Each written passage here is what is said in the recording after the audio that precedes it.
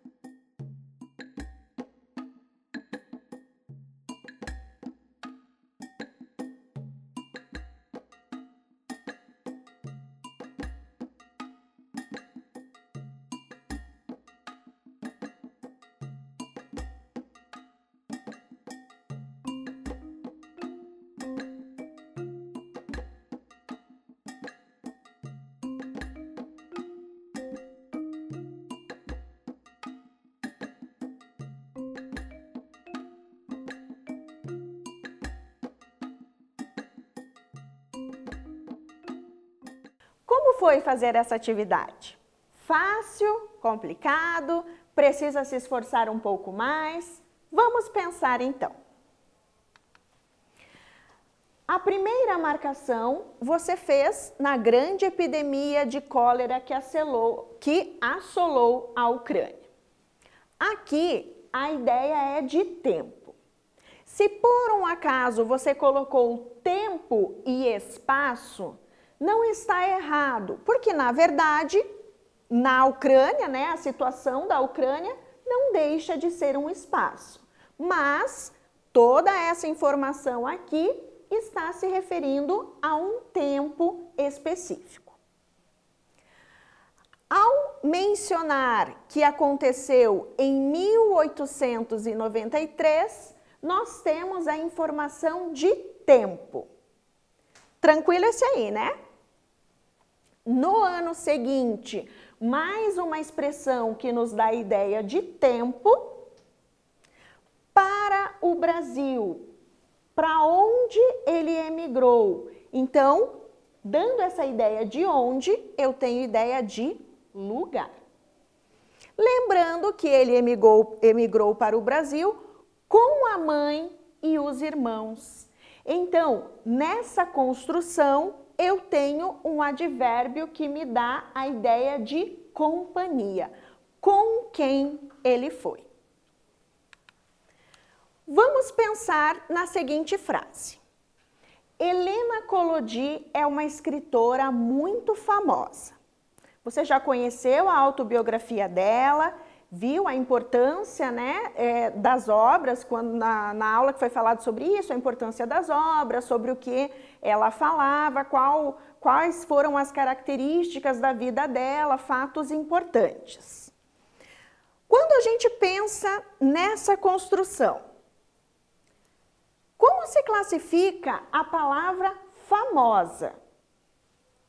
E depois, qual é a palavra que modifica o sentido da palavra famosa? Você vai copiar esse enunciado no seu caderno e vai responder. Um tempinho para você.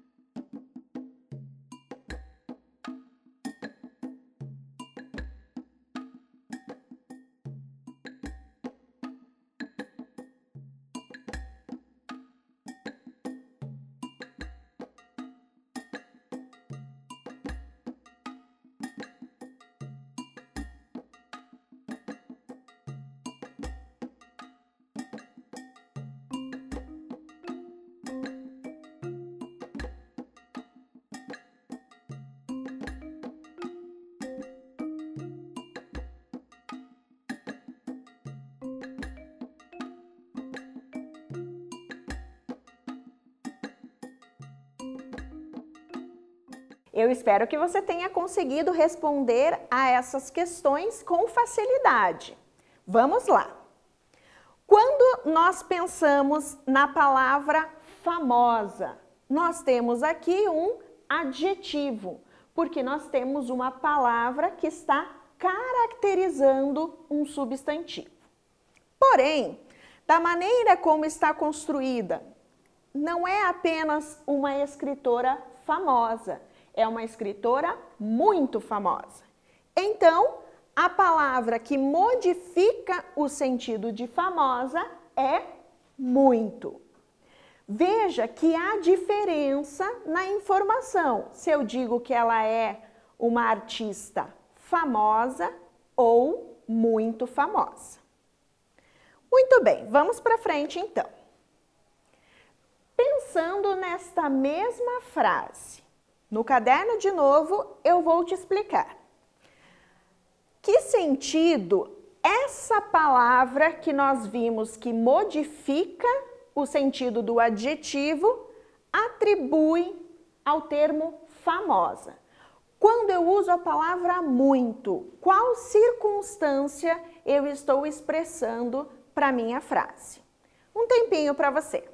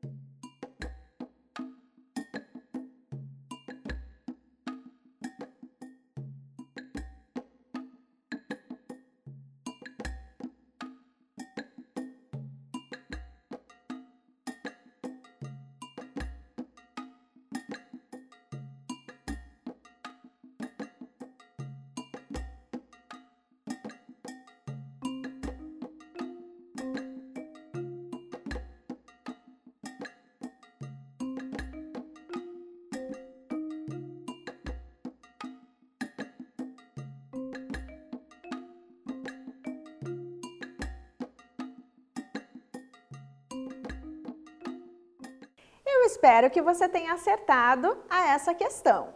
Então, a palavra muito é uma palavra que atribui intensidade ao adjetivo famosa. Veja que há diferença de informação.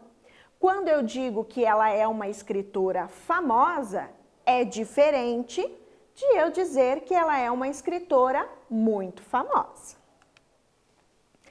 Nós temos então que pensar na definição. Vamos entender o que é o advérbio. Palavra que modifica o sentido do verbo, do adjetivo ou de outro advérbio. Quando nós temos uma informação que traz uma outra circunstância para aquela informação, seja para modificar uma palavra, seja para modificar uma frase, nós temos então um advérbio, que na sintaxe será chamado de adjunto adverbial. É a mesma coisa, a mesma palavra, mas recebe classificação diferente por conta da análise que está sendo feita. Exemplos: bem, mais, muito, ontem, certamente, não, talvez e tristemente. São exemplos de algumas palavras que exercem, então, o papel de advérbio. Quando nós pensamos nos advérbios, nós vamos ter diferentes classificações.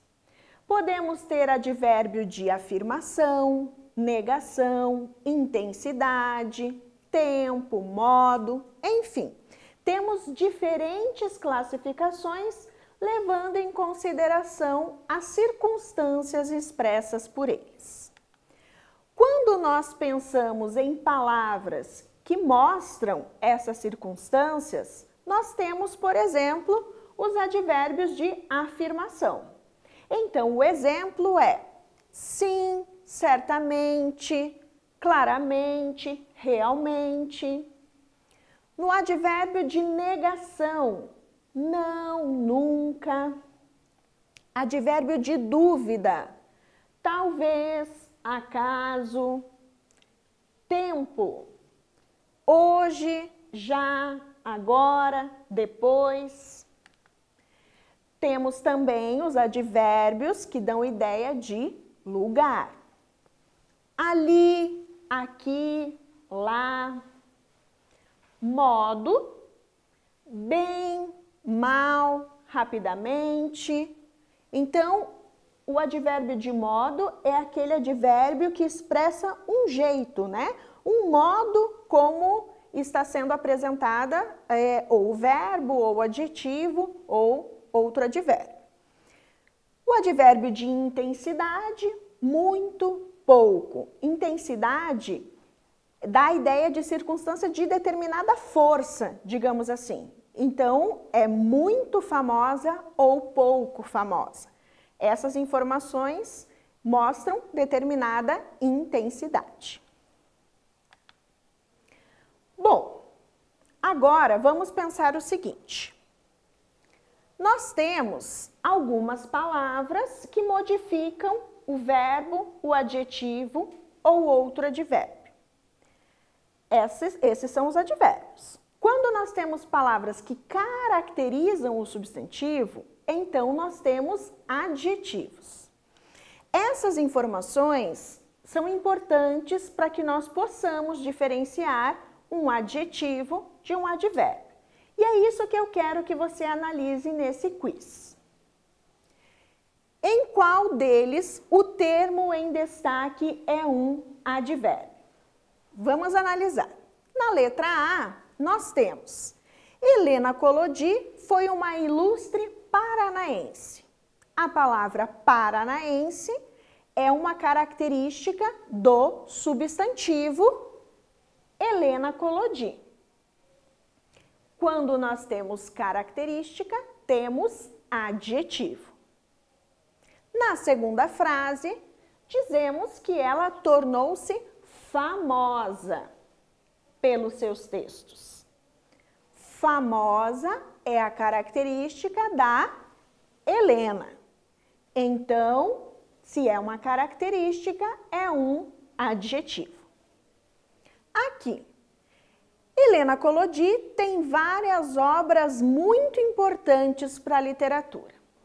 Não é só porque sobrou essa alternativa que nós vamos assinalar. Pelo contrário, precisamos entender. Então, a palavra muito é uma palavra que nos dá a ideia de intensidade. Então, é uma circunstância que é apresentada na oração. Então, essa é a nossa resposta correta. Muito trata-se de um advérbio. Mais um quiz para ver se você está craque nos advérbios. Assinale a frase em que todos os termos apresentados são advérbios. Então, agora, precisamos reconhecer os advérbios. Sim, sim, sim, é um advérbio, advérbio de afirmação. Talvez, advérbio de dúvida. Comigo, pronome, não é um advérbio. Não, advérbio de negação. Então, já deixamos de lado a alternativa A. Calmamente, realmente, mente. Veja, a maioria dos advérbios terminados em mente são classificados como advérbios de modo. Então, calmamente, realmente, praticamente e mente. Mente tanto pode ser o verbo, né? Então, ele mente, como pode ser a expressão do pensamento, a mente. Então, não tem nada de advérbio aí. Ou nós temos um verbo, ou nós temos um substantivo. E em preposição. Então, não é a resposta correta também o que está sendo apresentado na letra B. Na letra C, muito, advérbio de intensidade, pouco, advérbio de intensidade, cedo, advérbio de tempo, à noite, advérbio de tempo. Então, resposta correta é o que está sendo apresentado na letra C. Vamos pensar agora nesta frase. Helena Collodi nasceu de manhã no Paraná. A informação é que ela nasceu. Quando eu digo que ela nasceu de manhã e no Paraná, eu tenho informações que nos trazem aqui ideia de tempo e de lugar. Mas veja que agora essas circunstâncias são expressas por mais de uma palavra. Quando isso acontece, eu tenho então locução adverbial.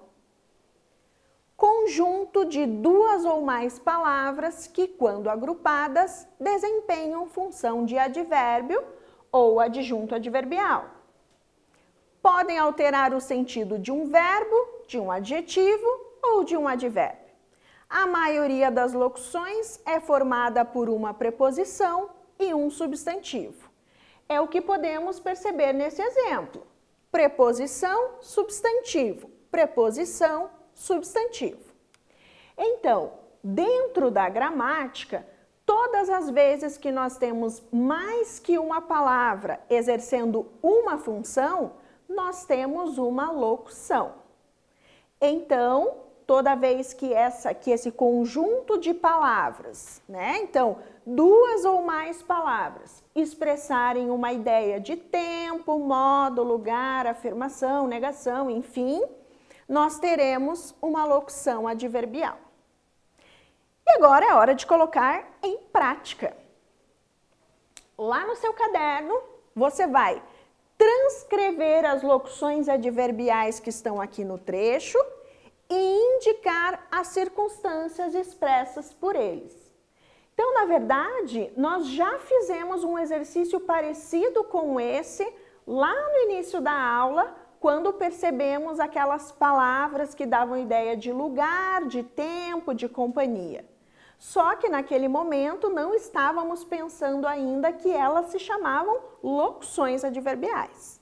Então, agora é com você. Mesma coisa. Pode colocar um embaixo do outro, copia o enunciado, copia a frase, aí você coloca um embaixo do outro para poder apresentar quais são as circunstâncias expressas pelos termos. Bom trabalho!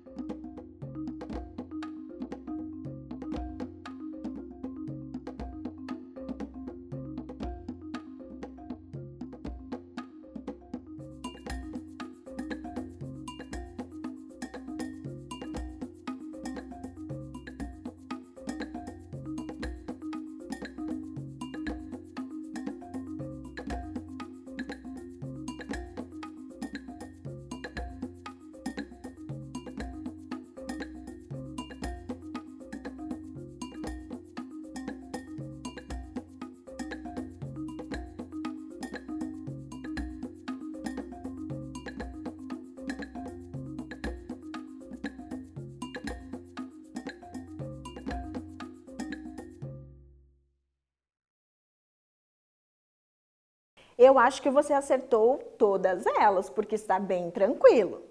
Então, olha só.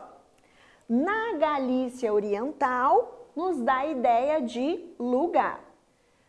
Mas, professor, eu nem sei o que é Galícia Oriental. Mas, pelo contexto, vamos voltar ali. Então, nasceu, quem nasce, nasce em algum lugar. E está com letra maiúscula. Então, você já tem a ideia que trata-se de um substantivo que apresenta um nome, né? Um substantivo próprio. Em 1892, tempo, tranquilo de responder. Para o Brasil, ideia de lugar. E em 1911, ideia de tempo. Agora vamos pensar. Qual é o papel dos advérbios na construção das autobiografias? Pense nas autobiografias que você já leu durante as aulas, nas que você conhece, que você já leu por aí, e pensando nos advérbios, locuções adverbiais, qual que é a importância deles na construção de autobiografias? Um tempinho para você responder, lembrando que a resposta precisa ser completa, precisa estar muito clara a sua resposta. Um tempinho para você.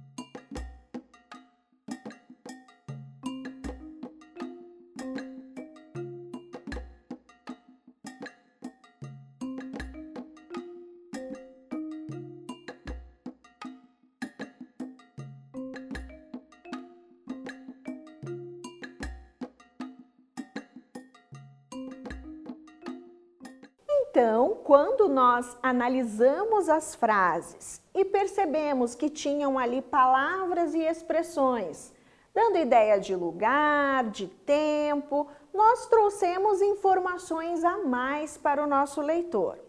Então, espero que a sua resposta esteja próxima, parecida com o que é apresentado aqui no gabarito. Então, os advérbios e as locuções adverbiais indicam as circunstâncias em que os fatos ocorreram ou ampliam a ideia dos adjetivos, dos verbos e de outros advérbios.